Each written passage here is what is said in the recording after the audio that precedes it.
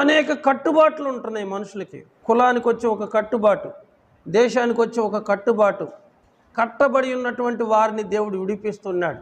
ఈరోజు నీకు ఎటువంటి సమస్యల్లో నువ్వున్నా దేవుడు నిన్ను విడిపించడానికి సమర్థుడు.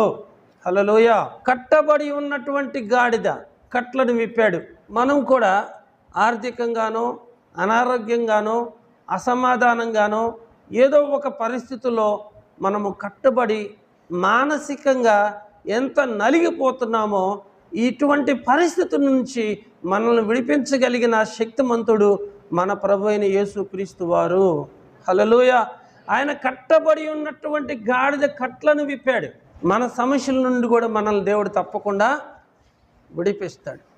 ఆయన ఎలాంటి దేవుడు అంటే, ఒకసారి సముద్రం మీద తుఫాను చెలరేగినప్పుడు ఆయన లేచి గాలిని గద్దించినప్పుడు సముద్రము మిక్కిలి నిమ్మలమైపోయిందట.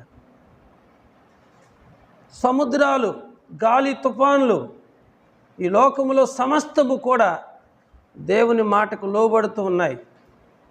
దేవుడు మనల్ని కలుగు చేశాడు, దేవుడు మనల్ని నిర్మించాడు.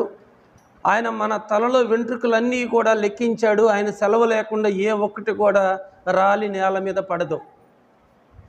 దేని గురించి మనము దిగులు పడాలి, దేని గురించి మనము భయపడాలి? దేవుడు మన పక్షంగా ఉన్నాడు. ఆ విషయాన్ని మీరు గుర్తించండి. గాడిద కట్లను విప్పాడు. ఆ గాడిద ప్రభువు దగ్గరకు తీసుకొని రాబడింది. ఆ గాడిద మీద బట్టలు వేయబడ్డాయి. ఆ బట్టల మీద ప్రభువారు కూర్చున్నప్పుడు జన సమూహములు ఏం చేస్తున్నారంటే దారి పొడుగున ఆ బట్టలు పరుస్తూ వెళ్ళారట. కొంతమంది చెట్ల కొమ్మలను నరికి కూడా దారి పొడుగున వేస్తూ వచ్చారట.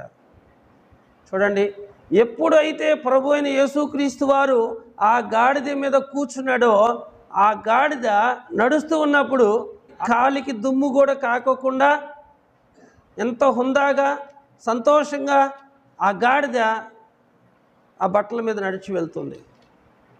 గాడిదని దేనికి వాడతారంటే, బట్టలు ఉతికే వాళ్ళు బాగా వాడతారు గాడిదల్ని. నీకు లేని జంతువు ఏదైనా ఉంది అంటే అది గాడిదే. కానీ గాడిదకి ఎప్పుడు విలువ వచ్చిందంటే, ఎప్పుడైతే యేసయ్య ఆ గాడిద మీద కూర్చున్నాడో అప్పుడు దానికి విలువ వచ్చింది. లోకములో జ్ఞానులైన వారిని సిగ్గుపరచడానికి వెర్రివారిని, బలవంతులని సిగ్గుపరచడానికి బలహీనుల్ని, తృణీకరించబడి త్రోసివేయబడిన వారిని దేవుడు ఏర్పాటు చేసుకున్నాడట. గాడిదను దేవుడు కోరుకున్నాడు.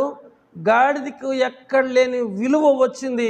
ఎందువల్ల వచ్చిందంటే, ఆ గాడిద మీద ప్రభు అయిన యేసుక్రీస్తు వారు కూర్చున్నాడు.